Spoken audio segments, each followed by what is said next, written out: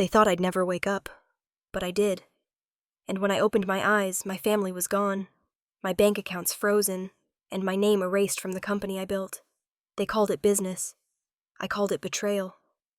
2 months later, while they toasted their new empire, I walked into their press conference with a hard drive, a court order, and every secret they'd buried. I'm the daughter they tried to erase, and this is how I wrote the ending they never saw coming. If you haven't subscribed to the channel yet, don't forget to hit subscribe smash like button and tell us in the comments where you're tuning in from. When I opened my eyes, everything was white. The ceiling, the sheets, even the light stabbing through the half-closed blinds felt sterile. For a few seconds I didn't know where I was. My throat burned, my chest ached, and my hands were tied to tubes that pulsed faintly with every heartbeat on the monitor beside me. I tried to lift my head, but it felt like lifting a stone underwater. The room was too quiet. Hospitals are never this quiet. No beeping machines, no footsteps in the hallway, no voices, just the wind outside scraping against the window. I looked around, and that's when I saw it. A single folded piece of paper on the tray table. No flowers, no cards, no photos. Just that. My fingers trembled as I reached for it, the IV pulling at my skin. 3 words written in my father's sharp, deliberate handwriting. We stopped paying. Good luck. RWW. The letters blurred before my eyes. I blinked hard, once, twice, trying to focus. My breath came shallow. We stopped paying. The words echoed cold and absolute. A rush of memories hit me, rain slicking the highway headlights flashing too close, the scream of tires. Then darkness. I remembered thinking, just before everything went black, that I had so much left undone.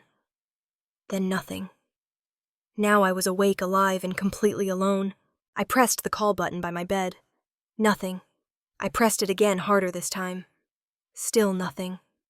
The silence swallowed me whole. Panic started crawling up my throat when the door finally opened, and a young nurse appeared balancing a clipboard. She froze when she saw me staring back. "Oh my God," she whispered. "You're awake. I have to call Dr. Morton right now." "Wait," I rasped. My voice was barely a sound. "How long?" Her eyes softened. 4 months. "Ms. Whitmore, you've been in a coma for 4 months. 4 months." The words hit like a hammer. "Where's my family?" I asked. She hesitated. The air between us thickened. "Your father, he came by 2 weeks ago," she said carefully. "He signed some paperwork and left that note." My pulse spiked. "He stopped paying my bills." She nodded. Guilt flickering in her eyes. "I'm sorry. The hospital transferred your case to state care for a few days, but then someone else, an outside account, covered the rest. You're clear to be discharged. Someone else. Not my family. Not my father. Someone." I sank back against the pillow, staring at the ceiling tiles.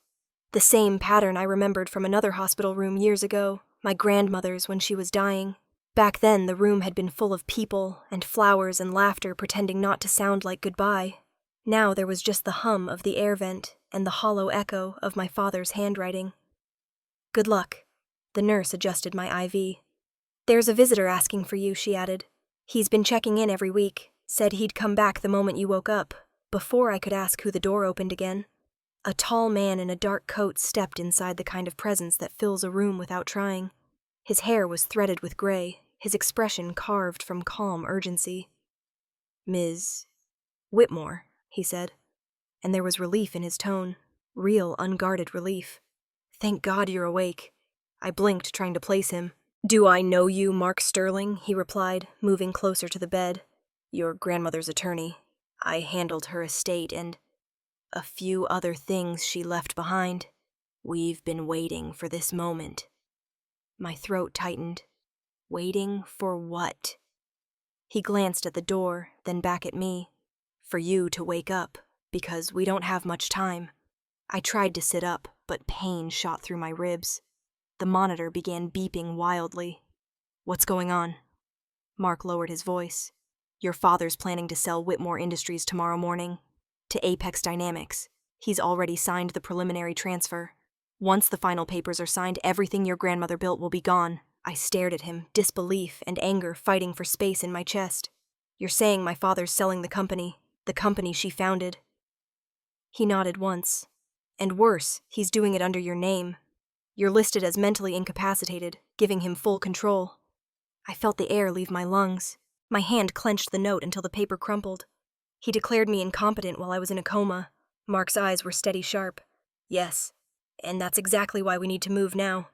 There are things your grandmother put in place, safeguards, meant to activate under very specific conditions that unfortunately your father just met." I tried to breathe through the chaos rising inside me.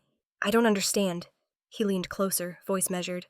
"I'll explain everything once you're out of here, but you have to trust me, Clara. Your grandmother trusted me with her final instructions, and she trusted you to finish what she started." I looked down at the IV still taped to my arm, the machines, the sterile walls. I had been asleep for 4 months while my father erased me, erased everything she'd built. Rage burned through the fog of weakness. "I can't even walk," I whispered. Mark took a step back toward the door. "You don't have to yet, but you can stand. You can leave this room. And that's enough to start." The nurse reappeared, startled to see him there, but he flashed his credentials, and she stepped aside.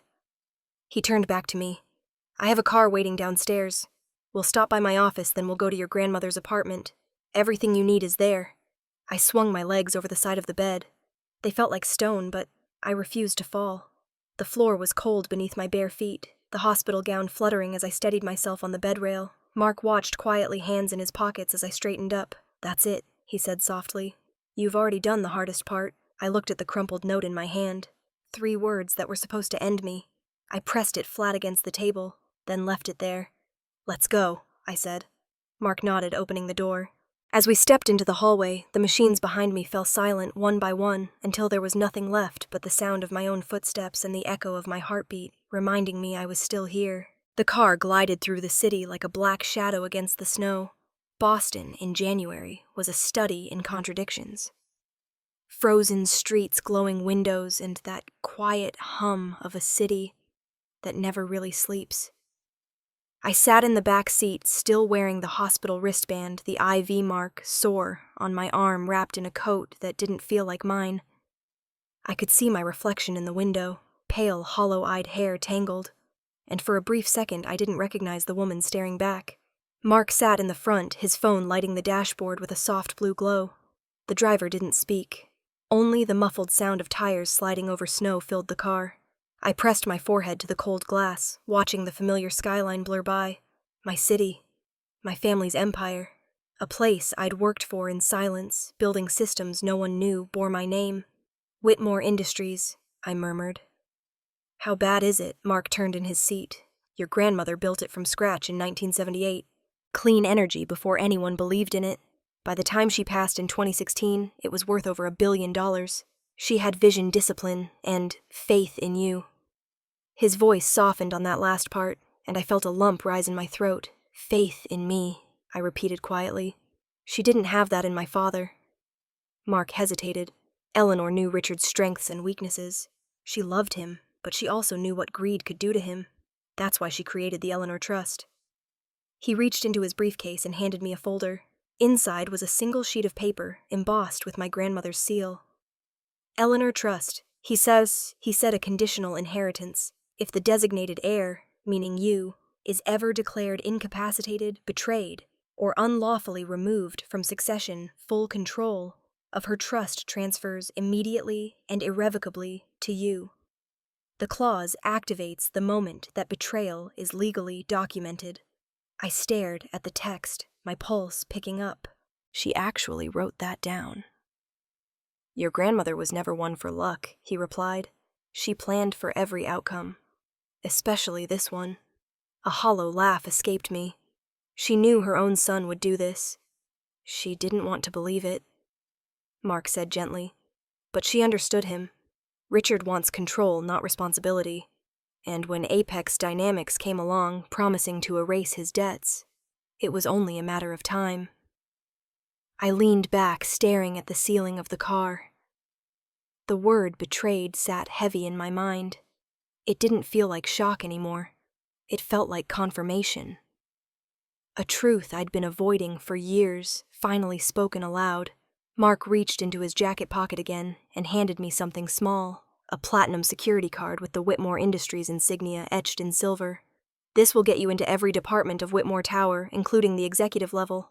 Your grandmother had it made for you 5 years ago. The card gleamed under the car's interior light. I ran my thumb over the engraving tracing the letter W. My father called the company his Empire of Innovation, I said. My grandmother called it her Legacy of Integrity. Guess we'll see which one wins. Mark glanced out the window. We don't have much time to find out. The sale to Apex Dynamics is scheduled for tomorrow morning at 10. Once the papers are signed, they'll dissolve the trust, fold the assets, and rebrand under Apex. Your name, and Eleanor's, will be gone from every document. Outside, the snow thickened, dusting the sidewalks in white. We passed the waterfront where my grandmother used to take me for ice cream after board meetings when I was 10.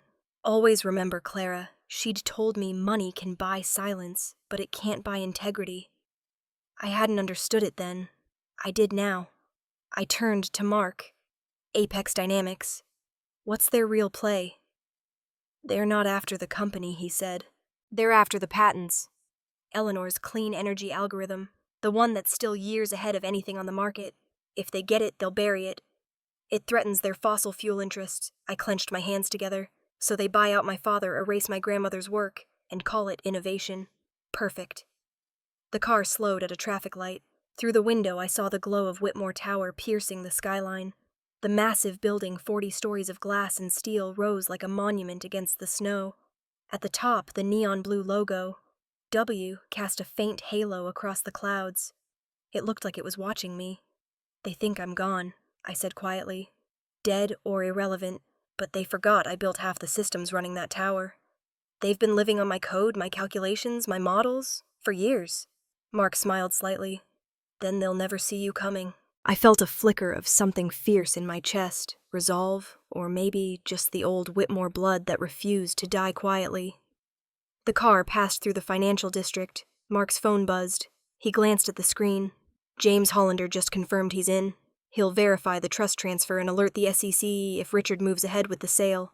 I looked at the city beyond the glass, streets I used to walk when I thought family and business could coexist. You think my father knows what's in the trust? He knows it exists, Mark said. He just never believed the conditions could be triggered.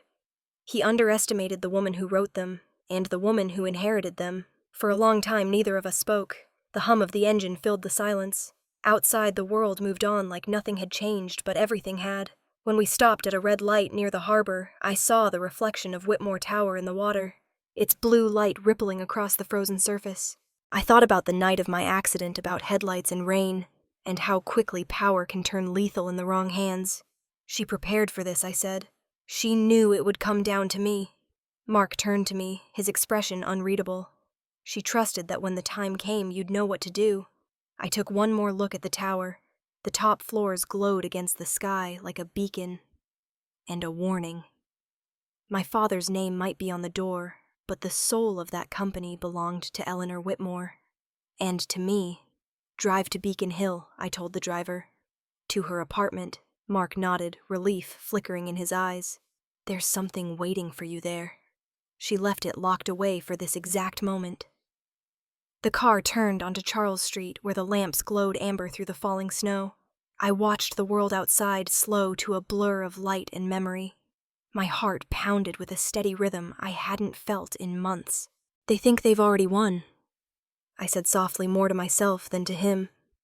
But tomorrow morning they'll realize I woke up. Mark looked at me in the mirror. And what do you plan to do? Clara? I met his gaze, my voice steady. Take back what's mine. The car climbed the hill, snow thickening on the windshield, and just as we passed the last turn, I caught one last glimpse of Whitmore Tower in the distance, its blue halo slicing through the storm. It felt like the city was holding its breath, waiting. So was I. The conference room at Sterling Law felt colder than it should have. The city outside was buried in snow, but it wasn't the weather that made me shiver. It was what I was looking at on the wall. A projection screen glowed with the words Project Renewal, and under it a list of email exchanges between my stepmother Victoria Hale Whitmore and Daniel Cross, the CEO of Apex Dynamics. Mark stood beside the screen, his sleeves rolled up, his voice steady and low. These were pulled from a secure server at Apex, he said. Harper traced them through a shell domain used for private communications. Harper Quinn, young and sharp-eyed, sat across from me, flipping through a binder of printed emails. She looked too calm for someone holding proof of betrayal. "They've been planning this for almost a year," she said, sliding the binder toward me. "Apex offered to buy Whitmore Industries under the condition that they erase your father's debt. They called it Project Renewal." I stared at the top page. Each line felt like a cut to the gut. Victoria Hale Whitmore. "Once the sale is complete, Apex will have full control. Richard understands the necessity. Daniel Cross. Our legal team will ensure the transition appears legitimate. The daughter is no longer a factor." And then lower. On the page, in bold, "Clara Whitmore deemed mentally incompetent as of January 2024. Documentation filed and notarized." My stomach dropped. I could feel the blood drain from my face. "Mentally incompetent," I whispered. The words tasted metallic. Harper's expression faltered. "It's a falsified medical report. They submitted it through an attorney tied to Apex's corporate office." I slammed the binder shut. The sound echoed through the room. "They erased me on paper before I even woke up." Mark didn't flinch. "That's why the Eleanor Trust activated.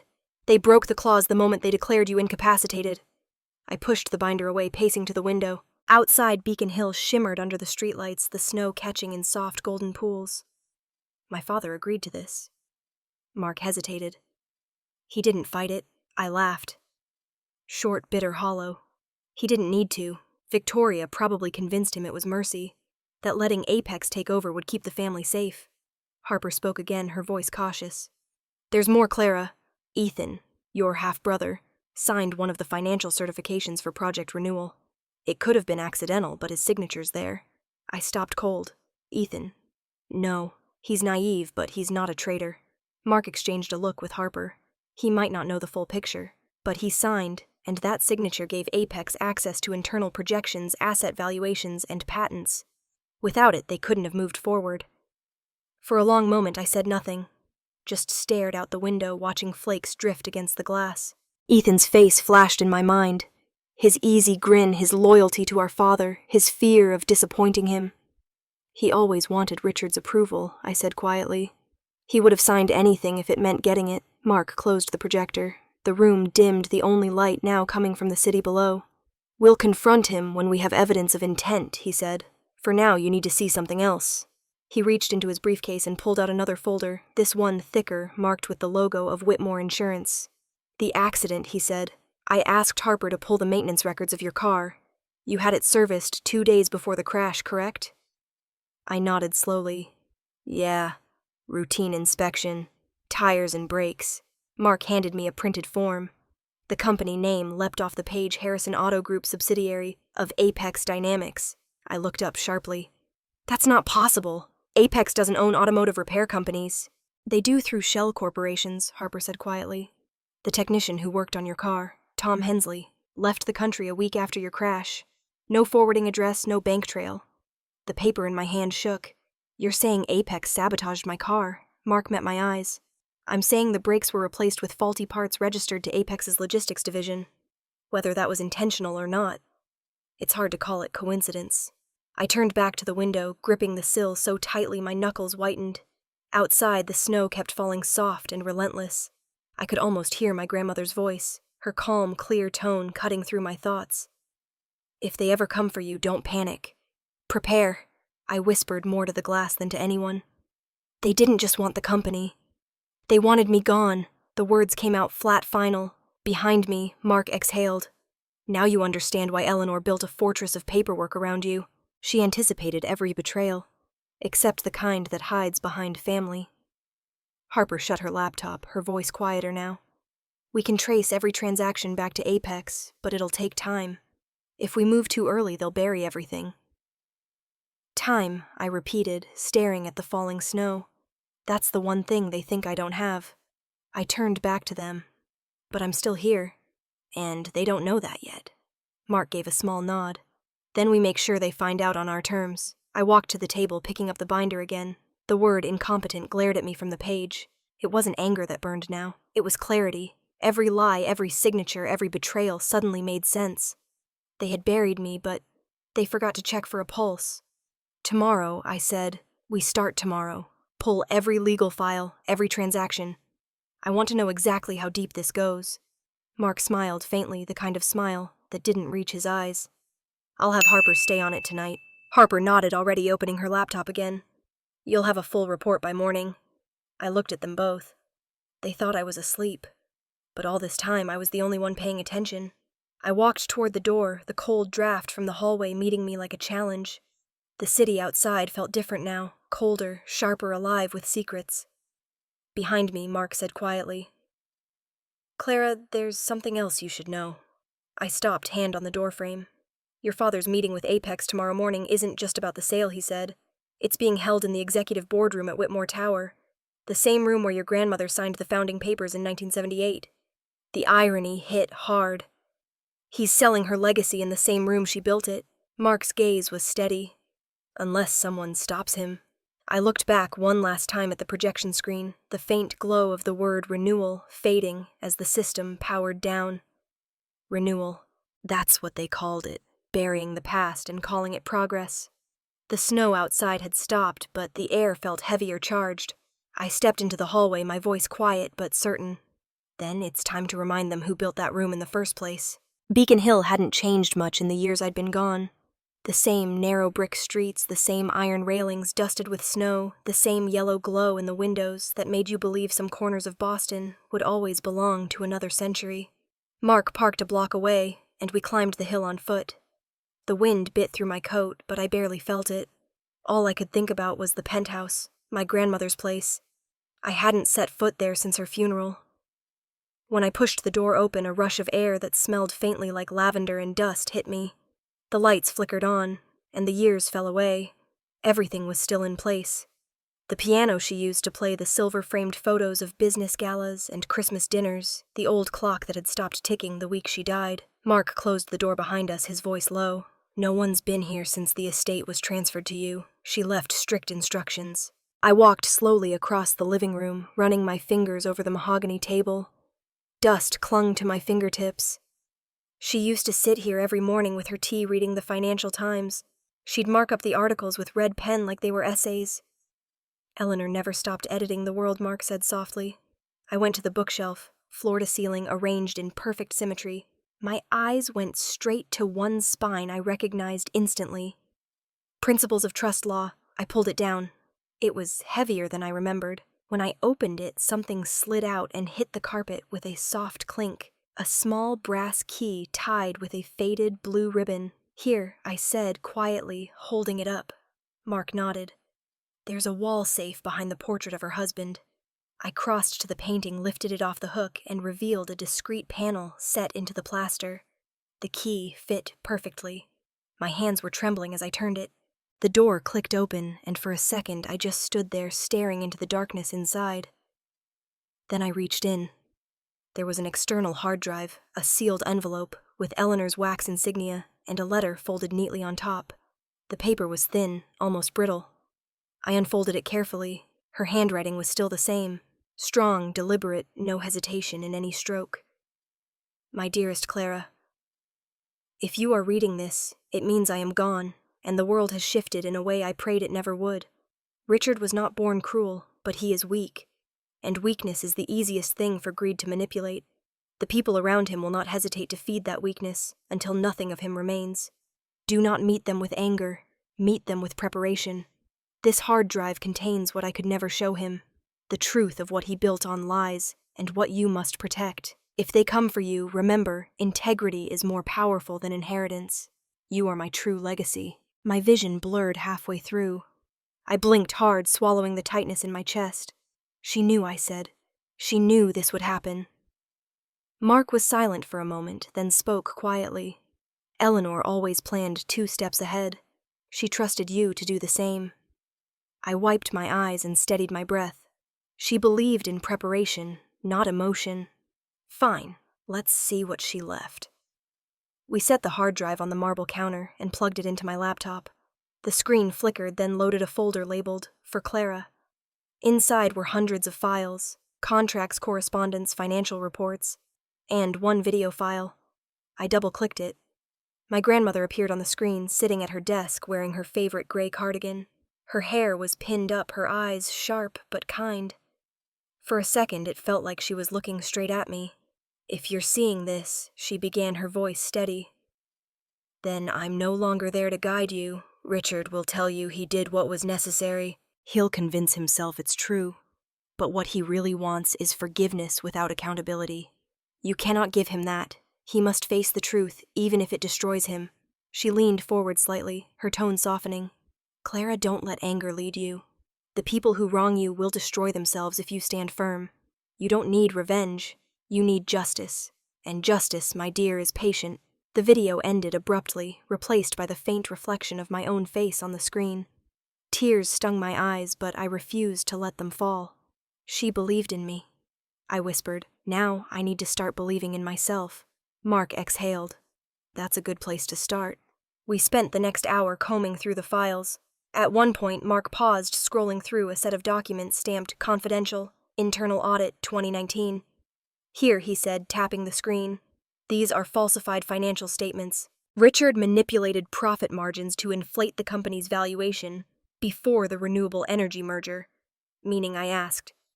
"Meaning he committed fraud. The numbers are cooked, and Apex knows it. They're using it to blackmail him." I leaned over his shoulder. "If we expose this, he's finished." Mark straightened. "Not just him, Apex too. But if the sale goes through before we act, all of this becomes Apex property. They'll bury it under corporate privilege, and you'll never see it again. So if we want to prove the fraud, we have less than 24 hours, he finished. I sank into one of the armchairs, staring at the city lights beyond the window. The snow had stopped. From this height, Boston looked peaceful, unaware that a war was unfolding in its boardrooms. "What happens if we lose?" I asked quietly. Mark looked at me, his expression grave. "If Apex gets the company, your grandmother's legacy disappears, and your father's sins become your burden. But if we win, if we show the truth, then everything she fought for survives." I thought about the video again. Eleanor's calm eyes, her voice like steady ground under my feet. "She said not to seek revenge," I murmured. "But what if justice looks like revenge to everyone else?" Mark shook his head. "Doesn't matter what they call it. What matters is that you know the difference." I nodded slowly. My reflection in the window looked nothing like the woman who'd woken up in that hospital bed. There was steel in her eyes now. "What do we do first?" I asked. Mark closed the laptop and slid it into his briefcase. "I'll send the hard drive to James Hollander tonight.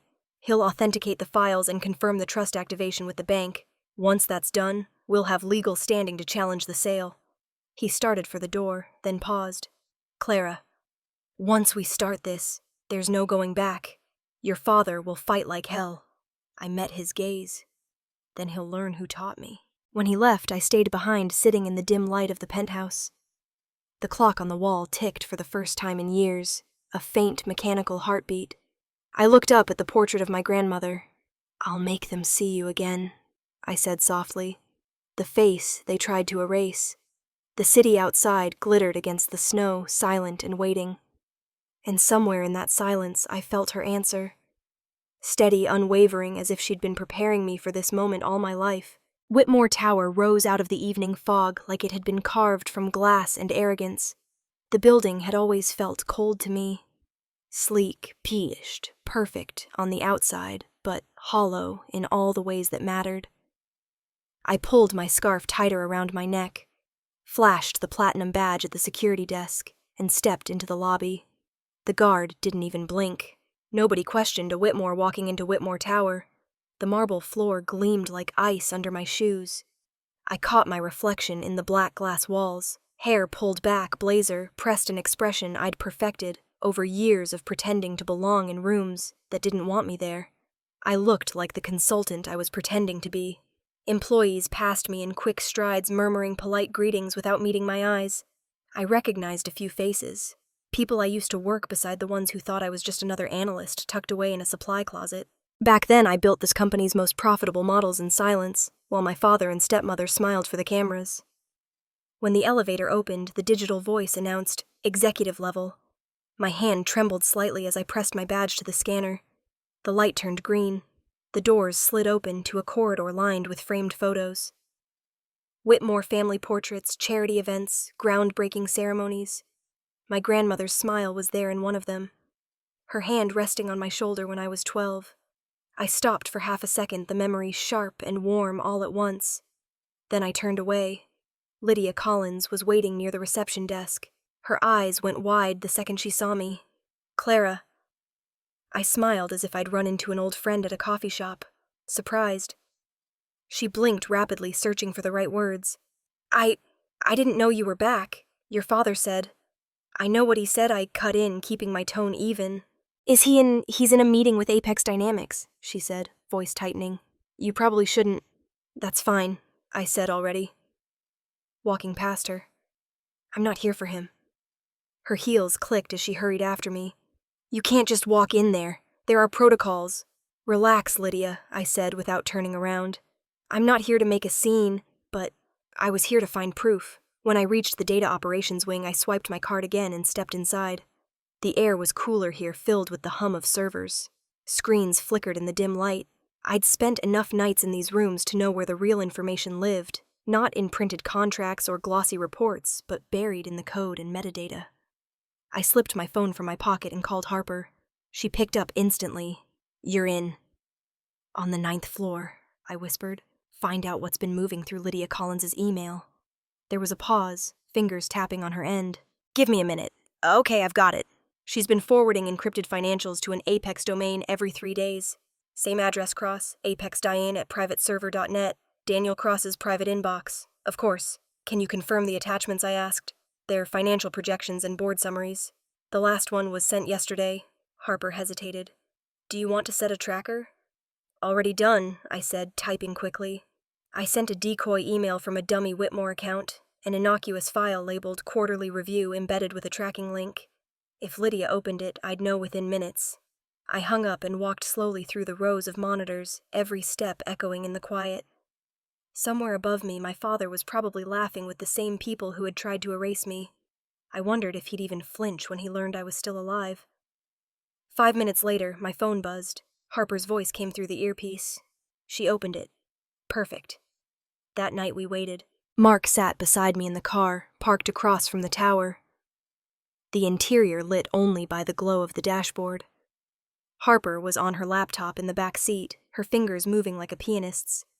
"File activity detected," she said. "She's in the data room." Mark glanced at me. "You ready?" I adjusted the lapel of my jacket. "I've been ready for 4 months." We entered through the employee entrance just before midnight. The security guard barely looked up from his phone as I flashed the badge. Inside the building was silent except for the low thrum of electricity. We moved quickly through the corridors until the faint glow of computer screens spilled from an open door. Lydia was inside, bent over a console, transferring files onto a portable drive. Her face was lit blue by the monitor.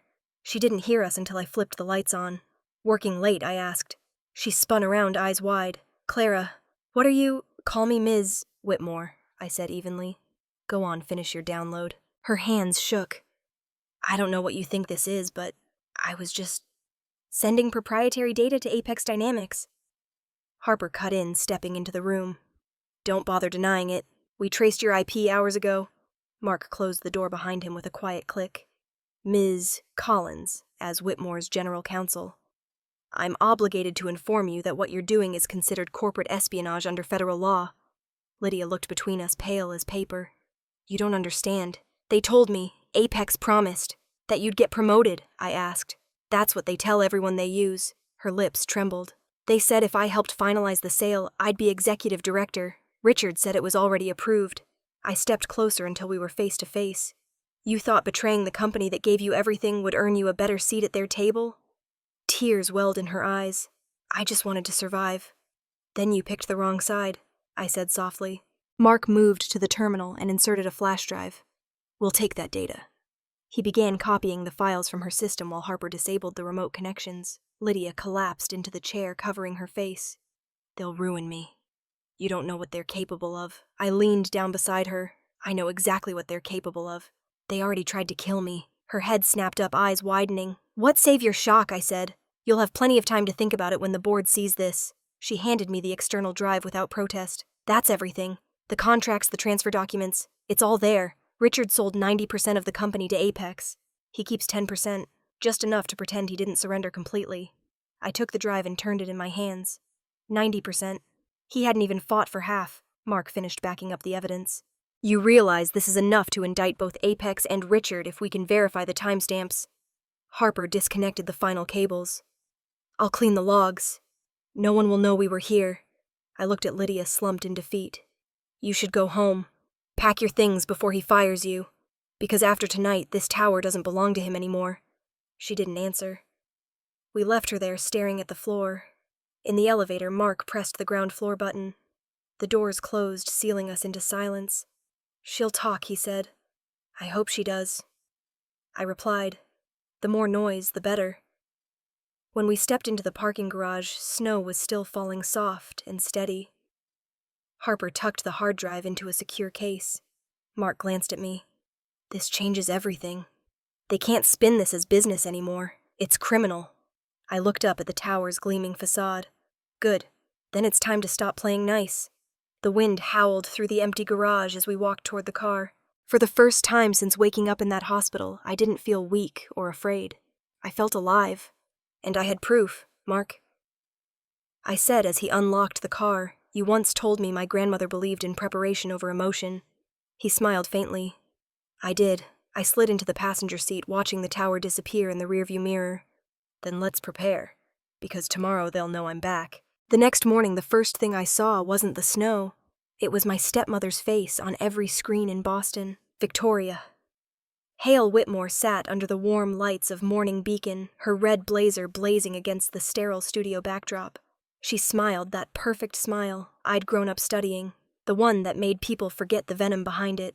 Clara's been through a terrible ordeal, she told the host, in her most sympathetic tone. The accident was traumatic. She's confused. Sometimes people in her condition, they blur reality. We love her. We just want her to find peace.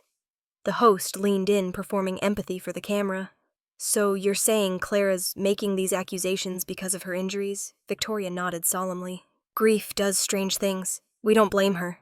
We just hope the public respects our privacy. I muted the sound before she could finish. The laptop screen reflected my face back at me. Expressionless, but my pulse was thundering. Harper sat across the table, her hair in a messy bun phone lighting up with alerts every few seconds. It's everywhere, she said. #Whitmore family. Crisis is trending on every platform. People are calling you delusional, ungrateful. There's even a podcast segment titled, The Heiress Who Lost Her Mind. I exhaled slowly. Good, Harper blinked. Good. The louder the lie. I said the easier it is to trace who started it. Mark entered the room, a stack of documents in his hand, his tie slightly askew, like he hadn't slept. Victoria's interview bought them time, he said. Public sympathy. Apex's PR team is spinning this as a humanitarian crisis. A family divided by grief. They're painting me as fragile, I said. Perfect. Let them underestimate me again. Mark gave me a tired look. Clara, we can't underestimate them. The board's getting nervous. If the stock keeps dropping, Apex might force an emergency vote to finalize the sale early. My phone buzzed before I could answer.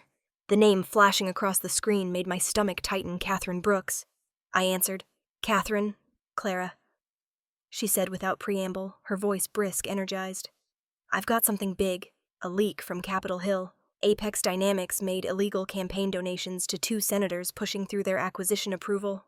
I have documents, wire transfers, dummy accounts. It's airtight. Mark looked up sharply when he heard her name. What kind of source, he mouthed. I turned away, lowering my voice. If you publish that now, they'll go underground. Every server, every document we've tracked will vanish by noon. Or, she countered, they'll panic and start making mistakes. My editor's ready to run it tonight. This is the moment to hit them while the country's watching. This isn't a headline, Catherine, I said. It's evidence. Let me use it properly. She laughed softly, not unkindly. You're still trying to win clean, Clara. But your father's already playing dirty. Trust me, sunlight kills faster than strategy. The line clicked dead before I could reply. Mark watched me set the phone down. She's publishing. Tonight, I said. Harper was already scrolling through her feed. Oh my God, she's teasing it now. The Wall Street Ledger. Investigates Apex Dynamics under federal scrutiny. They're counting down the release like it's a movie premiere, Mark groaned. This could tank the market. You realize what that means. Let it, I said, staring out the window. The streets below were thick with slush and people the morning rush undisturbed by the war I was fighting. They wanted noise. Let's give them noise. By nightfall, every major outlet had picked it up. Catherine's headline dominated the news cycle, Apex Dynamics, under federal scrutiny for political bribery. The article was relentless. Names, accounts, quotes from anonymous congressional aides. By 9 p.m., Whitmore Industries stock had dropped 7%, Apex by nearly 10. Mark's phone wouldn't stop ringing. Harper's screens flashed with market alerts. My father's name crawled across the bottom of every news ticker. CEO of Whitmore Industries declines comment amid bribery scandal.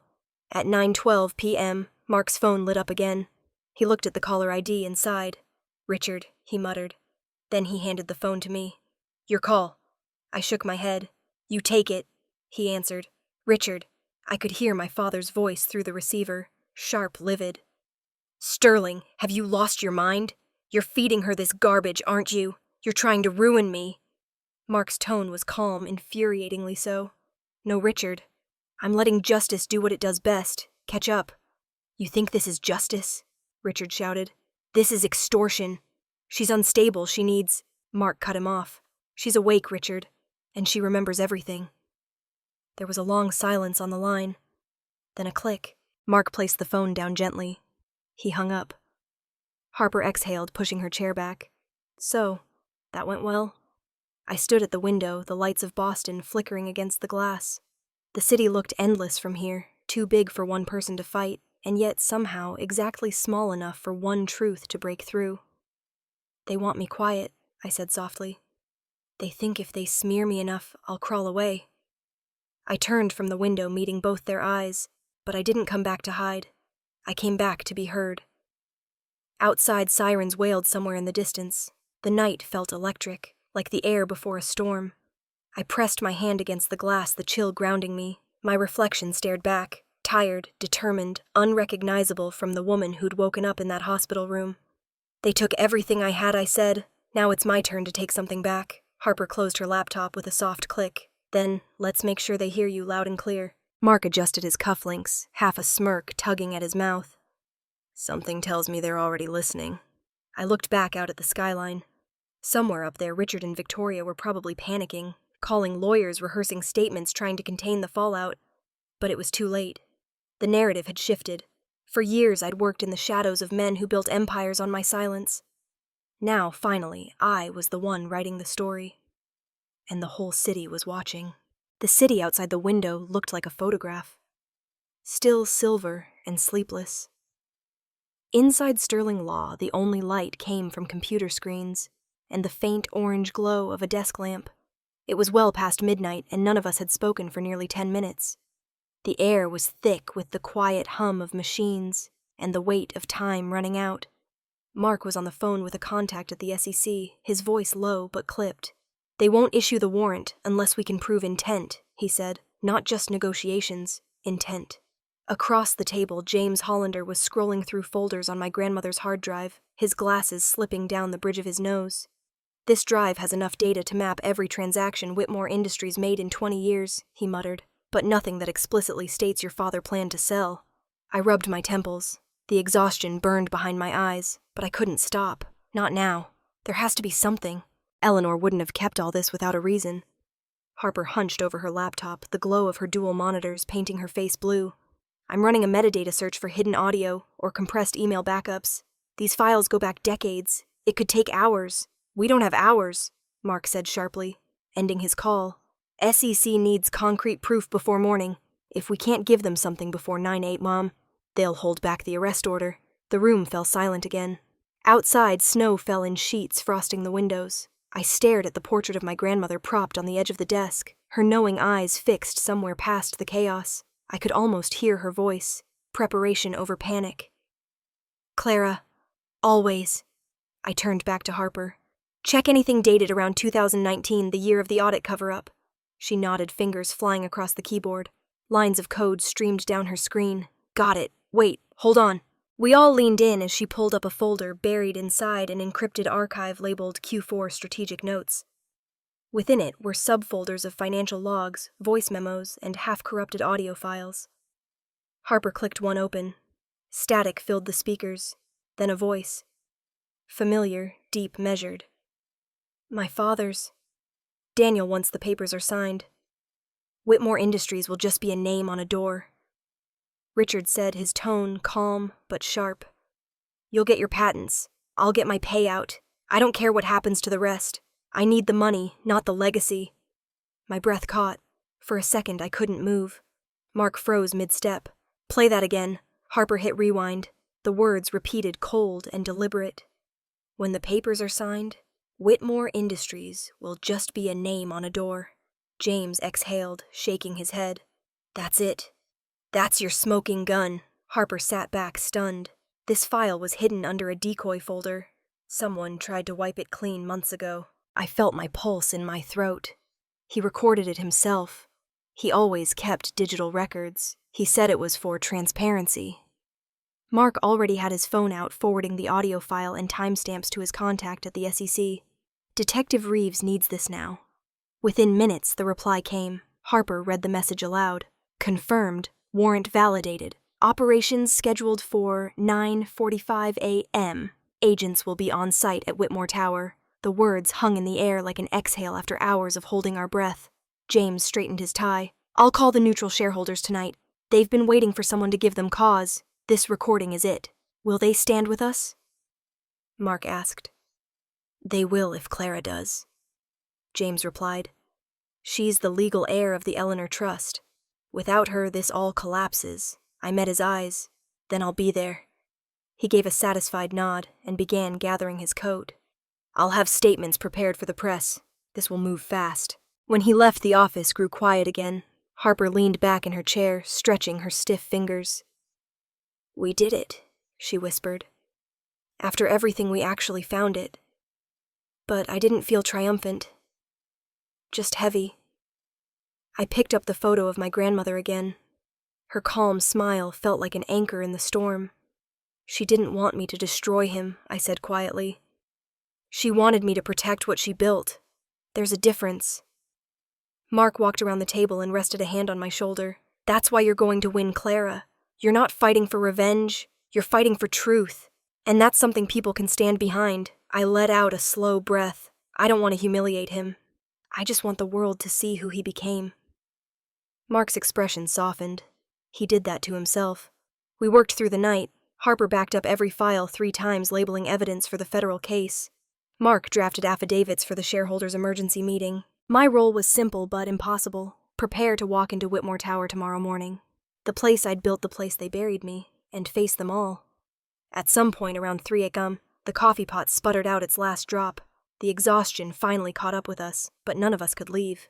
I stared at the city lights outside Boston, painted in shades of silver and gold, and thought about how my grandmother had looked out at the same skyline decades ago, imagining the future.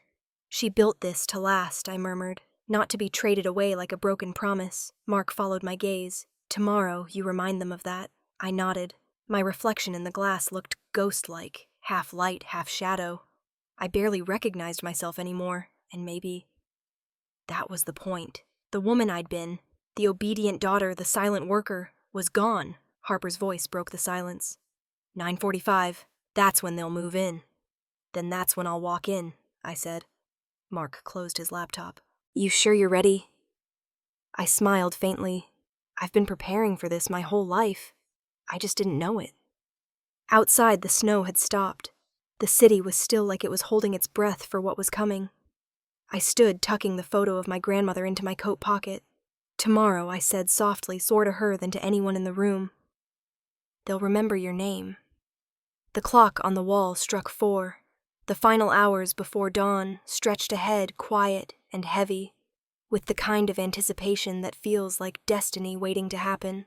The Langham ballroom smelled like expensive cologne and nerves. Rows of velvet chairs lined the room, gold banners stretched across the stage that read in bold serif letters, Next Generation of Whitmore Industries. The chandeliers shimmered like an omen above the crowd of investors, journalists, and executives, pretending to witness progress. I waited in the hallway behind the main stage, the low hum of voices leaking through the heavy oak doors. My reflection in the mirrored wall barely looked like me. Black suit hair pinned back, Eleanor's silver pin gleaming on my lapel. It had been hers, the last thing she wore before signing her final expansion deal in 2014. She'd built an empire from integrity. Now I was walking into its funeral. Mark adjusted his cufflinks beside me. "Remember," he said quietly, "when he starts signing, I'll signal. Walk straight in. Don't raise your voice. Let the evidence do the talking." 2 plainclothes detectives stood a few feet away, calm but alert. One checked his watch. "We're set. 9:45. Through the thin gap between the curtains, I could see him. Richard Whitmore.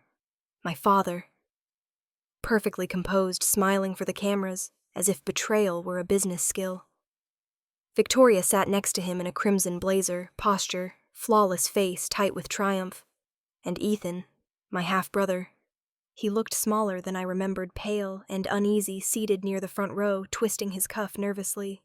Daniel Cross, Apex's CEO, stood near the podium, flipping through a glossy merger document. He was the kind of man who radiated control, the kind who'd smile while cutting your throat. The moderator tapped the microphone. "Ladies and gentlemen, welcome. Today marks a historic moment in the evolution of Whitmore Industries, a union of innovation and global reach." Applause filled the room, polite and hollow.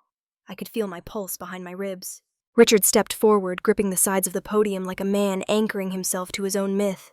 "For decades, he began our family, has led the way in clean energy thanks to the foundation laid by my late mother, Eleanor Whitmore.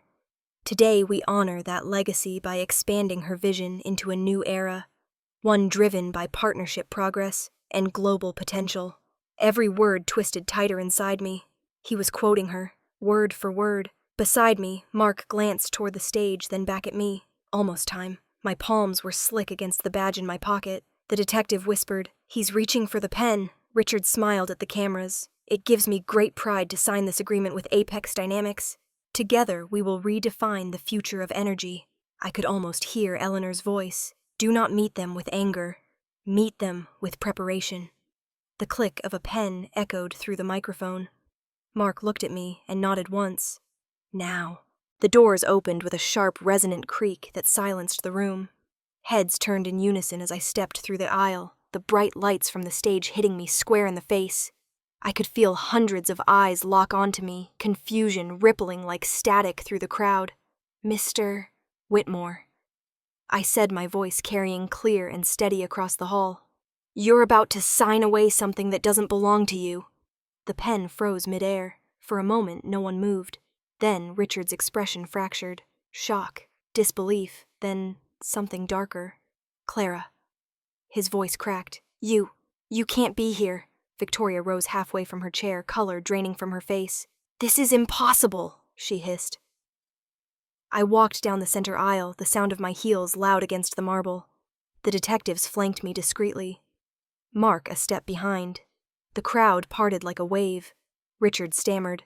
"You were," the doctors said, "comatose." I finished for him. "Yes, that was convenient, wasn't it?" Gasps rippled through the room. Cameras turned, flashes bursting. Ethan stood halfway up, torn between staying and running. Victoria found her voice first brittle and sharp. "Security." "Remove her. She's unstable. She shouldn't even be here." I turned to her calmly. "You're right about one thing. I wasn't supposed to be here. You all made sure of that." I took another step forward, "but I'm awake now, and I'm done watching from the sidelines." Mark motioned subtly to the detectives. One moved closer to the stage. Richard backed away from the podium. "You don't understand, Clara. This deal, this saves the company." "No," I said quietly, "it saves you." Daniel Cross cleared his throat, his smooth composure cracking slightly.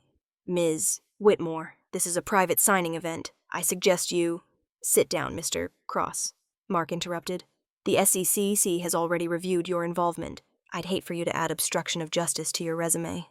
A collective murmur swept through the audience. Reporters were already live-streaming the scene. I climbed the final steps to the stage. My father stared at me like I was a ghost come to collect a debt. "You don't have the right," he whispered. "I have every right," I said. "You signed it away when you declared me incompetent and tried to sell what my grandmother built." He opened his mouth, but I raised my hand. And I have proof. Mark handed me a small black device. I placed it on the podium and hit play. The room filled with my father's voice, recorded and undeniable. When the papers are signed, the audio said clear as crystal, "Whitmore Industries will just be a name on a door. You'll get your patents. I'll get my payout. I don't care what happens to the rest. I need the money, not the legacy." The silence that followed was absolute. Then came the whispers, the gasps, the flashing lights. Ethan sank into his chair, his face buried in his hands. Victoria froze, her painted smile collapsing.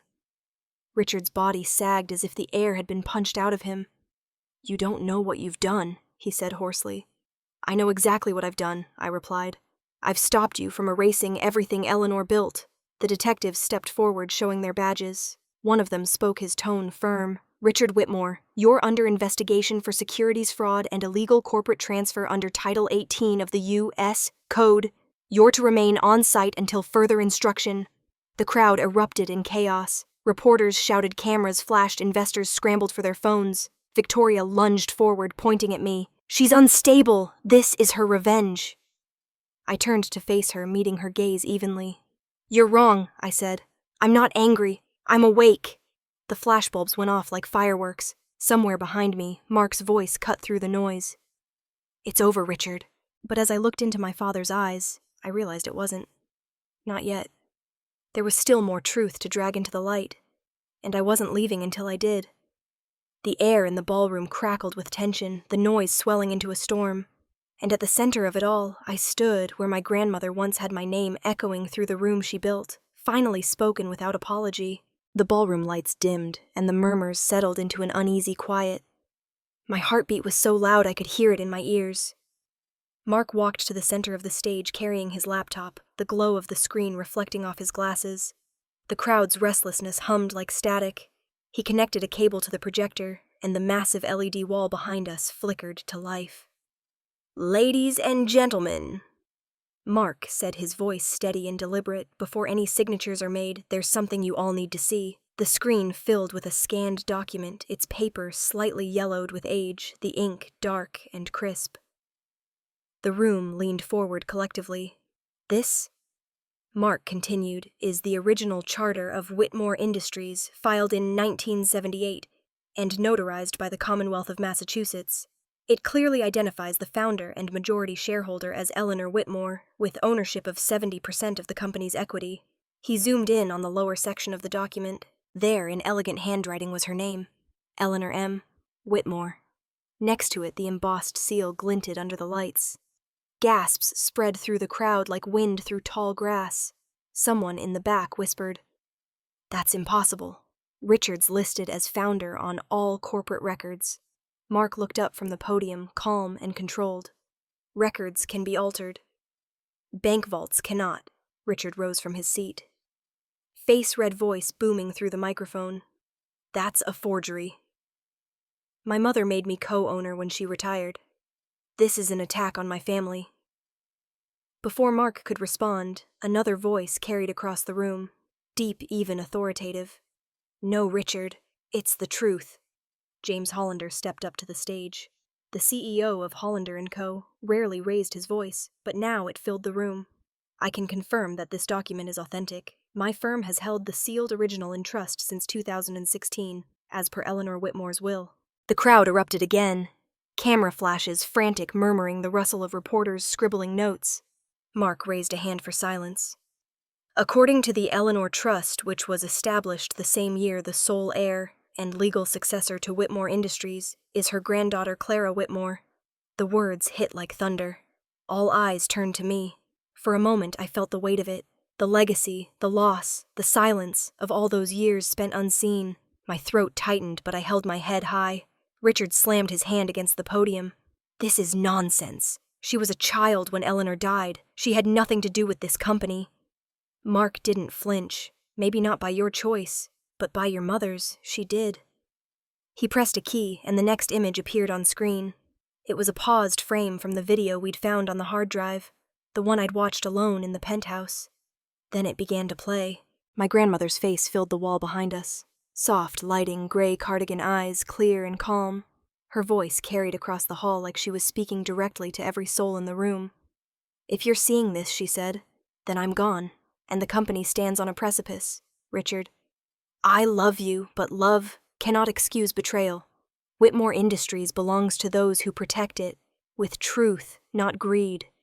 And if they ever try to take it from you, Clara, reclaim it, not through vengeance, but through justice." The words echoed. The silence that followed was absolute. I didn't move. I couldn't. For the first time in my life, I felt her standing behind me, solid, unshakable.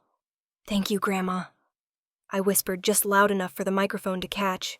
The crowd erupted again, this time not in confusion, but in applause. Some stood, others gasped.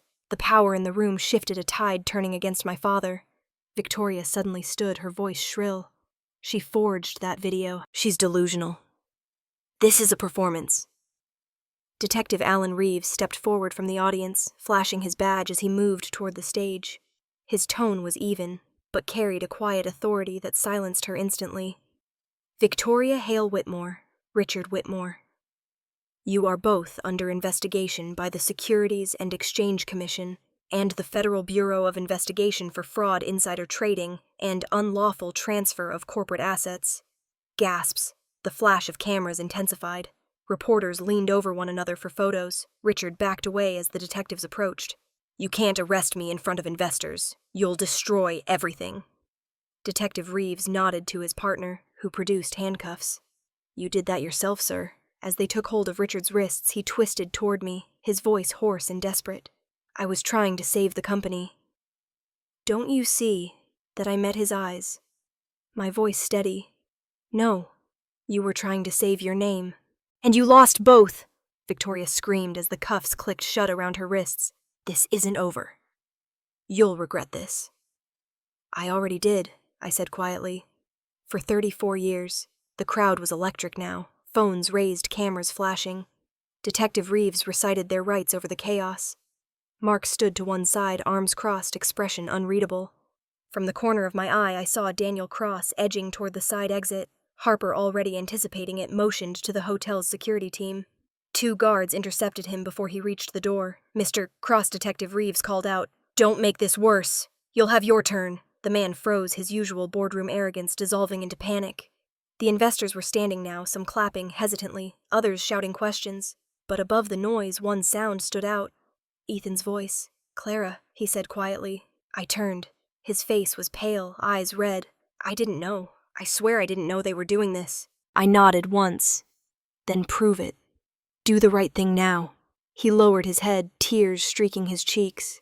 When I turned back to the room, something shifted. The applause built, not frenzied, but resolute, like a wave rising with purpose. Mark stepped beside me, whispering under the noise. "You did it."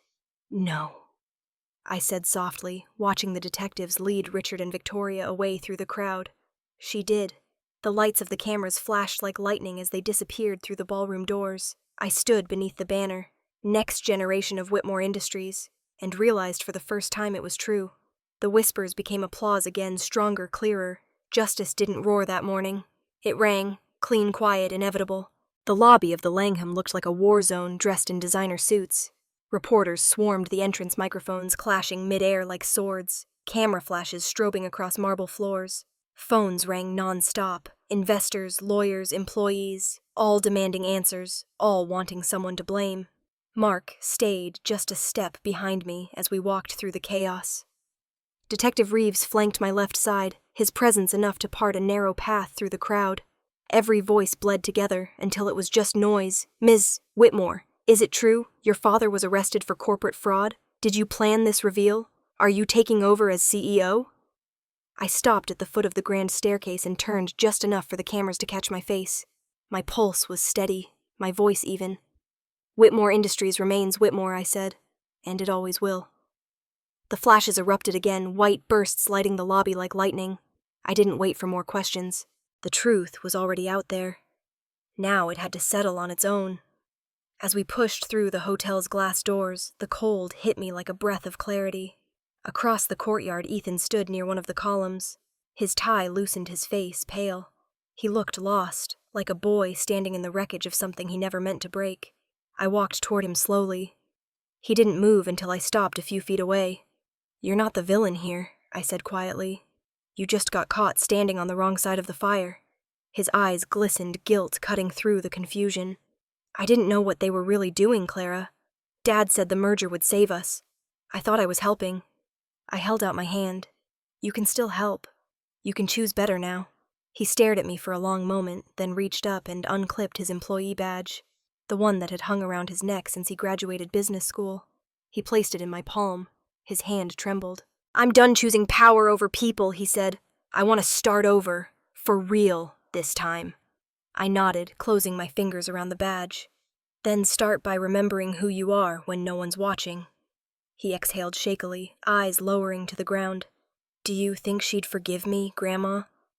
"She already did," I said. "She just wanted you to find your way back." Before either of us could say more, the crowd around us shifted again.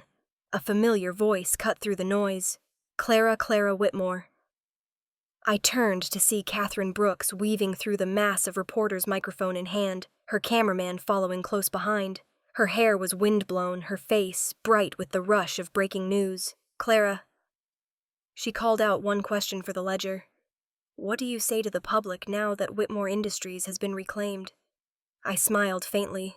"I'd say this. Sometimes justice doesn't need to shout. It just needs proof." Her grin widened as she lowered the mic. "That's going to be the headline." Mark came up beside me, murmuring under his breath. "You realize you just fed her the quote of the year." "Good," I said. "She earned it." As Catherine moved back into the crowd, the scene around us turned surreal. Press vans idling at the curb, police escorting executives out in cuffs, hotel staff whispering in disbelief. My phone buzzed with a dozen alerts at once, headlines flashing across the screen.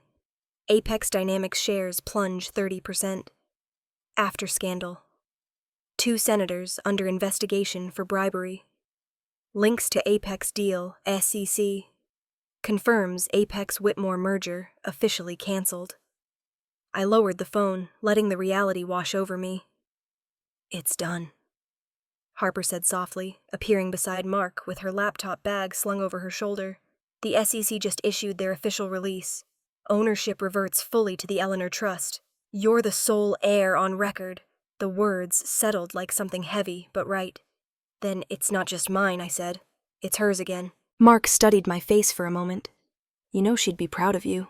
I smiled, a little tired, a little raw. "She'd probably tell me I took too long," he chuckled. "Or that you made the case airtight."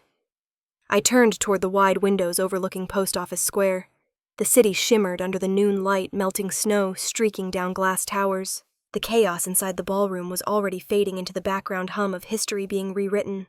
"She used to say I murmured that she taught me law before she taught me business for a reason." Mark raised an eyebrow. "Why's that?" "Because she knew the world would try to twist both." I paused, watching a swirl of snow drift past the window. "And she wanted me to know which one was worth defending." He nodded, quiet for once. The chaos outside the hotel was thinning. Reporters followed police cars. Investors made frantic calls, and the rest of the city just moved on as like nothing monumental had happened. But everything had. I walked toward the exit, the marble floor reflecting flashes of light from the cameras that still trailed me. The sound was deafening. Voices, shutters, questions, but it all felt distant, muffled, like I was walking underwater. As the glass doors swung open, the winter air met me with a sharp breath. The sunlight caught on the snow scattering across my face. For a moment, I saw my reflection in one of the lenses pointed at me, stronger, steadier, older. I didn't flinch. I just kept walking through the crowd, the noise falling away behind me. And somewhere above the chaos, above the sirens, and the cameras, and the frenzy, I could almost hear my grandmother's voice again, calm, certain, and proud. "You remembered Clara. You remembered who you are." And I finally had. 3 months later, Boston was dressed in glass and light. Whitmore Tower glowed against the skyline, its logo restored to the deep blue Eleanor had chosen 40 years ago. From the CEO's office on the top floor, the same one my father used to rule like a throne, the city looked alive again. I stood by the window watching the reflection of the woman I had become. The silence of the room was heavy, but not lonely. This office used to feel cold, like a monument to power. Tonight, it felt like purpose. Behind me, the executive board waited. Mark sat at the far end of the table, calm as ever, while Harper adjusted the projector. Ethan was there too, looking sharper, steadier. I turned, clasping my hands. "We're not rebuilding what was destroyed," I said. "We're building something new. Transparent, ethical, and alive. From this day forward, no project moves forward without public documentation. No hidden contracts, no undisclosed partnerships. Whitmore Industries will never belong to greed again." The board nodded, some hesitant, most inspired. I caught Ethan's small smile, the same one he used to have as a kid when he thought I wasn't watching. Mark rose, sliding a document toward me. "Before you close the meeting," he said, "there's one last announcement to make." I looked at him, and he smiled faintly. "It's yours." I took a deep breath. Starting today, Whitmore Industries will fund the Eleanor Foundation, a $100 million endowment dedicated to supporting women entrepreneurs and young scientists in renewable energy. The foundation will be headquartered here, but its work will reach across the country. The room fell silent for a heartbeat, then filled with applause. Harper's eyes glistened as she murmured, "She'd love that." "She built an empire out of integrity," I said softly. "This is just returning the favor." After the meeting, I found Ethan waiting near the elevator. He looked older now, the kind of older that comes from growing into your mistakes. So I said, "How's Seattle?" He grinned, hands in his pockets. Cold, humbling. Exactly what I needed. Good. I handed him a small pin, Eleanor's insignia newly remade for the new division. "Director of the Seattle branch suits you. Don't waste it." "I won't," he said, voice steady. "And Clara, thank you." "For what?" "For not giving up on me when everyone else should have." I smiled faintly. That's the one thing I learned from her. People can lose their way and still find home. Later that evening, I walked through the corridor lined with framed magazine covers. Catherine Brooks's article stared back from one of them. "The Heiress Who Stopped a Dark Empire." The sub-headline read, "How Clara Whitmore Turned Silence into Justice." It had gone viral within a day. She'd called me after it published, laughing through tears. "You gave me the story of my career," she said. I told her she'd simply written down the truth. The fallout had been swift. Richard Whitmore, my father, was sentenced to 18 years in federal prison for securities fraud conspiracy and obstruction of justice. The judge had called it a cautionary tale of power, without principle. Victoria Hale Whitmore had fled to Vancouver 2 days before the trial, but was extradited within a month. Her lawyers were still fighting, but even they knew the outcome was inevitable. Daniel Cross lost his license to practice corporate law permanently. Apex Dynamics stock never recovered. Justice didn't just come, it anchored itself. But none of that made me happy. It just made things quiet. As the city dimmed below, I left the office. Eleanor's pin still gleaming on my lapel, and drove to Mount Auburn Cemetery. The winter had faded, leaving a pale spring light that turned the headstones gold at sunset. Her grave was easy to find, the one with the marble inlay shaped like a rising sun. I knelt, placing white lilies at its base, the same kind she used to grow on her balcony. The wind moved through the trees softly, carrying the faint scent of rain. "I did it, Grandma," I whispered. "Not to destroy them, just to make it right." For a long time I stayed like that. Silent, the world slowing around me. I didn't cry. There was no grief left in me, only a kind of peace that felt like finally exhaling after years of holding my breath.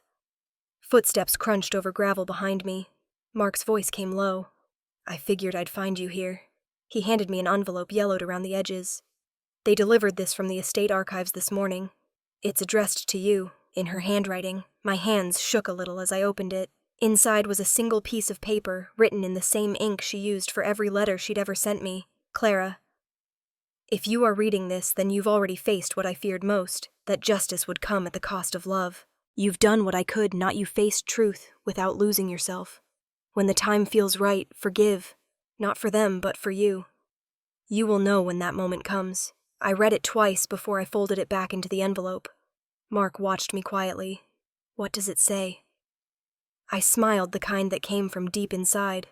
She told me I'd know when to forgive, and I looked up at the horizon. The sky was the color of amber and ash, the last light reflecting off the granite stones like quiet stars. I think today's that day. He nodded, his expression softening. Then I'd say, she was right about you. The breeze picked up, lifting the corner of the envelope in my hand. I pressed it against the flowers, letting it rest there, then stood. The city shimmered faintly in the distance, a world still broken, still flawed. But for once honest. She used to say justice was balance, I murmured. Maybe that's what this is, Mark smiled. Balance looks good on you, Clara. As we walked back toward the car, the air felt lighter, the night less cold. Somewhere behind me, the wind moved through the trees again like a whisper of approval. And for the first time, I didn't hear Eleanor's voice telling me what to do. I just felt it, quiet, steady enough to know I'd done what she'd hoped all along. I hadn't just saved her company. I'd saved her legacy, and in doing that, I'd finally saved myself. The morning light spilled across the skyline, warm and clean after months of gray. Boston looked softer from this height, the city alive again, horns echoing faintly from the streets below. People moving with purpose, coffee carts steaming on the corners. Whitmore Tower stood tall among them, its glass reflecting gold. For the first time in years, the building didn't feel like a battlefield. It felt like home. I sat by the window of my new office, the one that used to belong to Richard, and let the sunlight hit my face. The air smelled like new paint and paper faintly citrus from the flowers. Harper insisted on placing near the desk. Across the room, a portrait of Eleanor hung against the far wall. Her expression was the same as always, calm, knowing, proud. Down on the street, I could see employees arriving early, coffee in hand, laughing as they entered the lobby. It was a small thing, but it mattered. There was life in this place again. Harper pushed open the door without knocking, a tablet tucked under her arm. "Morning, boss," she said with a grin. "The SEC secretary wants to schedule a briefing with you later this week. Something about the Foundation's transparency model. And James Hollander called. He says to tell you congratulations. Whitmore's stock is up 15% since last night's close." I smiled, setting my coffee down. "Tell him thank you. And thank the team for me too. Today's not about recovery. It's about beginning again." She nodded, her smile softening. "You really did it, Clara. We did it," I corrected. "Eleanor started it. We just remembered how to carry it forward." Harper lingered for a second, glancing at the portrait on the wall. "You think she'd approve of how you're running things?" I looked up at the painting. The sunlight caught on the glass frame, washing her face in gold. "I think she'd tell me to stop overthinking and get to work." Harper laughed, already backing toward the door. "That sounds like her." When the door clicked shut, I crossed the room to the desk. The glass surface was cool beneath my fingers, and the Whitmore crest, engraved deep into the corner, gleamed under the light. I traced the letters with my thumb, each curve a reminder of everything it had taken to restore them. Outside, a gull passed by the window, its reflection flickering across the glass before it disappeared into the blue. I watched it go, then turned my gaze back to the city. They thought my silence meant defeat. They thought walking away was weakness. But silence can be a strategy. It's the sound of patience sharpening into precision. They built their empire on lies and noise. I reclaimed it with truth and time.